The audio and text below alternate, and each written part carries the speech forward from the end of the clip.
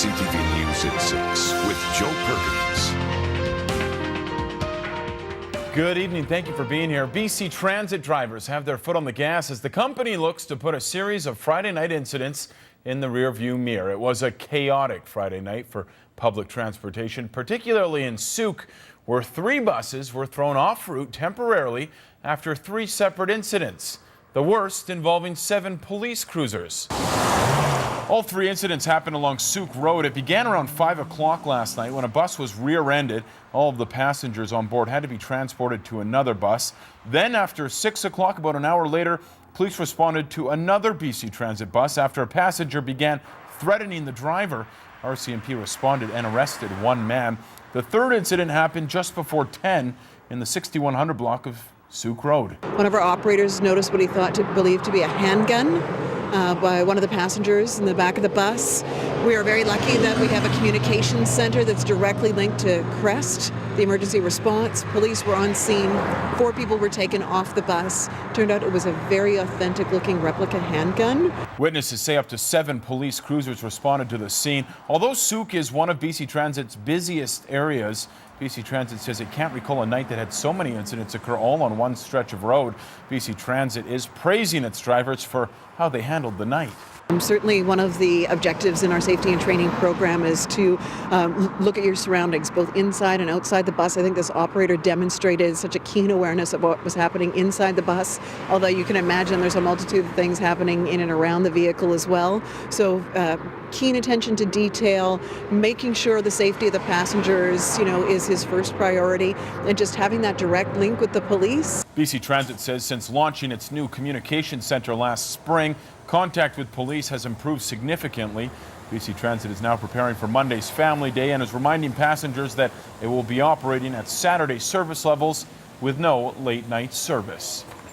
RCMP say foul play was not a factor in the death of a man last night near the Bastion Bridge in Nanaimo. Traffic was blocked on a portion of Terminal Avenue and the bridge was also closed to traffic. Police are not releasing any details about the death. 3 people are recovering from a late-night crash in Saanich. Shortly after 7 o'clock, emergency crews were called to Shelbourne Street near the entrance to Mount Doug Park. 3 people were rushed to hospital. At least 1 person was suffering from serious injuries. What appeared to have happened is a car was coming southbound on Cedar Hill Road, and another car was coming northbound on Cedar Hill Road towards Shelbourne here, and it appears it didn't stop for the stop sign and drove into the path of the first vehicle and was struck right on the driver's door. The section of Shelbourne was closed for about an hour while police investigated. A kayaker is recovering tonight after a close call in Johnston Strait this morning. The Coast Guard was notified after a man in a kayak tipped near Fanny Island just after 10 o'clock. The kayaker activated a stress beacon and was picked up by a nearby tugboat. The man was suffering from mild hypothermia, but he is expected to be okay. Cleanup crews in Saanich continue their work to contain an oil leak in Cecilia Creek near Burnside Road. It's believed to be home heating oil draining from a house on Harriet Road. The oil is pooling in the ravine behind the Burnside Gorge Community Center, and the area is thick with the smell of oil. Containment booms have been put in place to minimize the environmental impact. Staying on, or better yet, in the water, the Canadian Naval Reserve divers were diving deep today, exploring an artificial reef near Nanaimo's Departure Bay. If anyone knows the dangers of diving, it's Vancouver Islanders. The hobby has ended in tragedy in the past couple of years, but that has not stopped a team of reserve divers on the Mid-Island from taking the plunge just to serve their country. CTV's Jeff Bassey has that story. 20 members of the Naval Reserve dive team are getting ready for their next mission. Today is what we call a regional diving exercise that we run regionally across Canada in order to keep our divers current and proficient. These men and women are part-time divers for the Canadian military. Every 90 days, they dive into remote locations to keep their training fresh. This weekend, they're diving near Departure Bay. Because diving is a skill that deteriorates if you don't use it. So you need to get in the water and practice your skill. Underwater is not our natural environment, so of course it's important to get in there very often. They check their equipment and dive in. Their goal is to safely explore the artificial reef at the bottom of the sea. We're just checking out the wreck, blowing some bubbles. Usually that's what we do on our first day back, because we have to dive every 90 days. So it was proficiency dive, and then tomorrow we'll probably do more of an operational dive. The sunken tugboat is 24 meters deep in the ocean. The two teams of divers spend 25 minutes exploring the relic. The training exercise is sharpening their skills. In the Navy, diving is considered the most dangerous job. The more they dive, the more worked up they are, the safer they are, and the more they're able to respond to any emergencies or domestic security or safety operations within Canada as well. There are 130 Naval Reserve divers in the Canadian military. Each member is in top shape to ensure peak performance. As a port inspection diver, we have to maintain a very high level of physical fitness simply because the job we do is very dangerous and one of the more operational jobs that are done in the Naval Reserve. The men and women in the wetsuits love to dive. It's their passion, but the military is their calling. Diving is probably one of the most physically demanding trades in the military and the reserves in the Navy, so that's what I was looking for at the time. And I also did a lot of recreational diving, so I thought it'd be good to mix the two of them together. The mission was successful. The dive teams executed with flying colors. All 4 divers resurfaced safely and are on standby to backward roll into the water when the country needs them. Jeb Bassi, CTV News, Nanaimo. Well, the gates of harmonious interests are being polished up to welcome hundreds of visitors to Victoria's Chinatown this weekend to celebrate the Lunar New Year. And when guests arrive, they will be greeted by 2 new dragons. The first dragon was unveiled today at the corner of Government and Fiskard. Local artist Steve Milroy developed the artwork as the final phase of the Heavenly Lights project. The project started back in 2010 when the strings of festive red and yellow lights that hang in the Chinatown area were put up and added to the section along Government Street. I think in Chinese culture, the dragon is very symbolic of all the things that it means to be Chinese, whether it's good fortune, whether it is good health, good luck. And so it's something that will add to all the elements that make our Chinatown so fabulous. And as well as for the new year, it brings especially good symbolism and auspiciousness.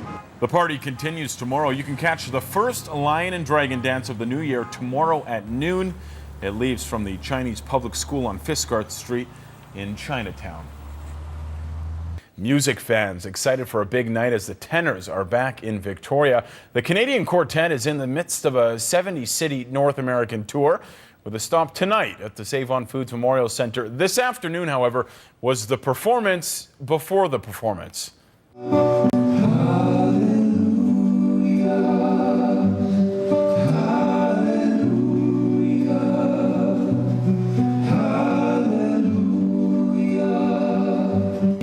When you're singing a song like Hallelujah and you're seeing the people here that are going through difficult times, it's hard to keep, a dry eye, ourselves.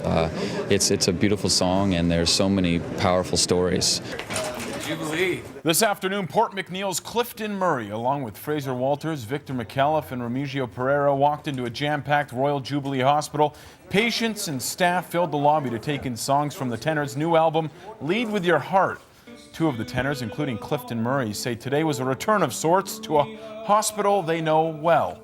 I had 2 ablation operations, one in 2001 and one in 2005, and it was just, so important to have the support, of the community and the great doctors here, and so this is our opportunity to give back. Murray also had health issues, spending many years suffering from an enlarged heart.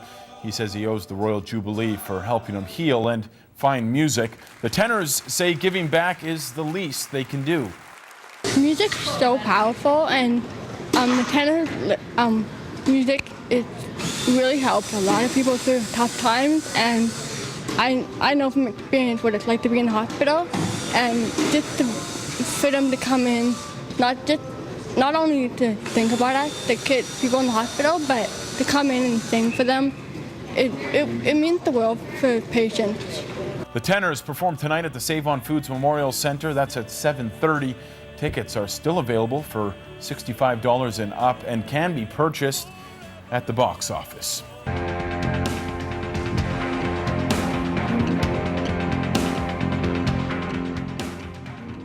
Welcome back. Victoria's newest baseball team is looking to hit its first home run. But in order to do that, the Harbourcats need your help. You see, the newest member of the Harbourcats family has a lot of things going for him, but the one thing he doesn't have is a name.